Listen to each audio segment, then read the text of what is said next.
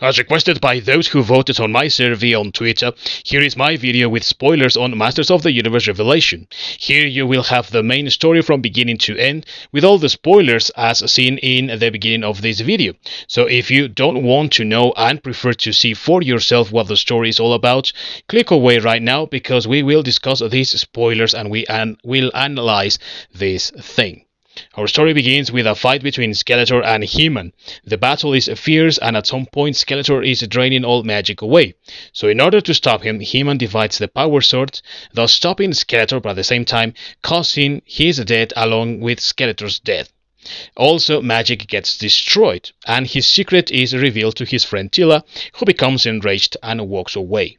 Now, magic was what kept Eternia, so now that magic is gone, the land is suffering, people are dying, and magical creatures are also dying, as evident with both the sorceress and Orko. In the midst of this, Tila is tasked with going on a quest to save the magic that is keeping Eternia together, and has to assemble a band of unlikely heroes. She begins with Andra, who is the captain of the guard, and wants to recruit her father as well, Man-at-Arms, but he has another mission.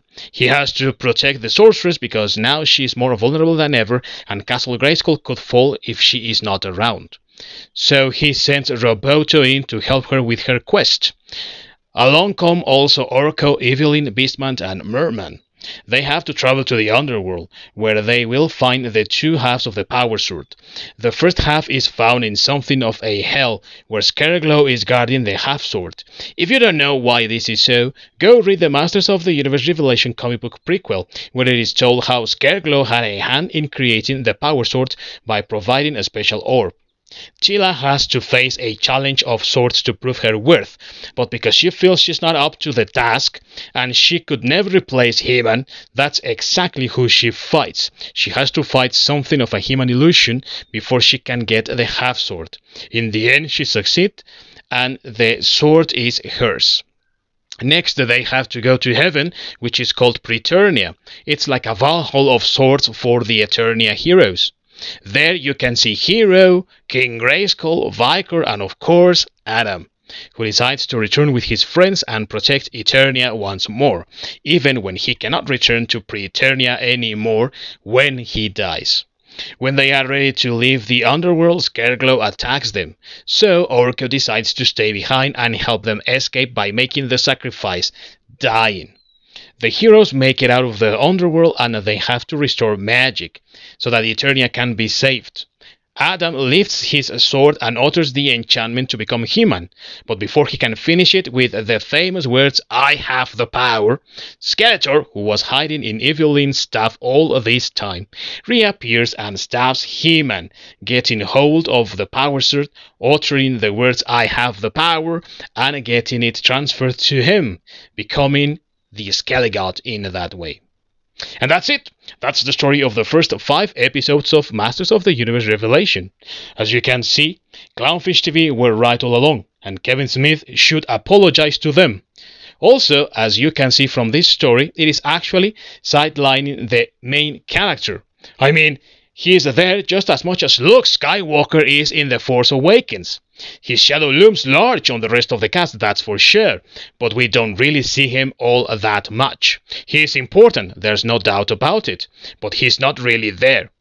Same thing with The Last Jedi. In it, we have a similar situation in which the main character is there only to prop the other characters, like in the case of Rey, who is the most important character now, and has taken away that story of a family business of sorts in the Skywalker family that was originally all of the Star Wars saga.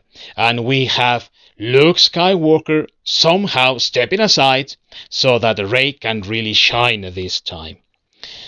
Here in Masters of the Universe Revelation, the situation is somewhat similar between He-Man and Tila. Now, don't get me wrong. Contrary to what Sarah Michelle Gellar thinks, the female characters were never an afterthought, and Tila is quite prominent in the 1980s show, that is for sure.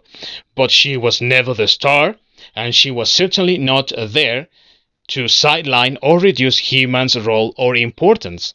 And while in Masters of the Universe Revelation his importance is still there, his presence is all but gone, and he barely appears in the story.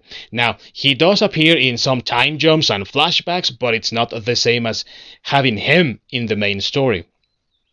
So what do you think about this show? After what we have learned in this video, are you still excited about it? Will you still defend it as a great He-Man show? Will you still believe in Kevin Smith? For me, it is evident that the writing is on the wall, and I think that it has been there for some time now. But there's a lot of denial from people that still want to believe this will be a good show. It seems clear this is not the case for what I have just read to you. As fans, we were lied to our faces, and we, or some of the fans in any case, still think they should be thankful they get more He-Man.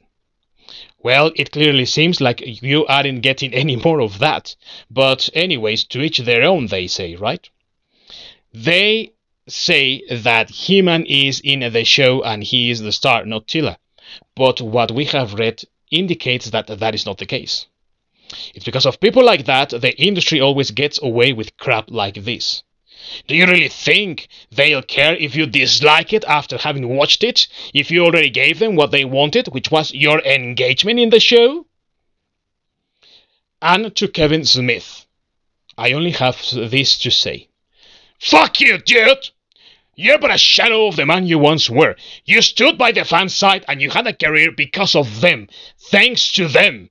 Now you have decided to lie to them, smear them, and to some of them mock them, ridicule them, and denigrate them, telling them that they are liars.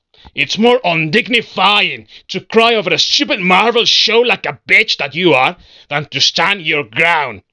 But we know you have no balls anymore. We know that you are now a shill and that you are not on the fans' side. So you know what? Fuck you once again. And for the rest of you guys, let me know your opinion down below in the comments. And until next time, peace out.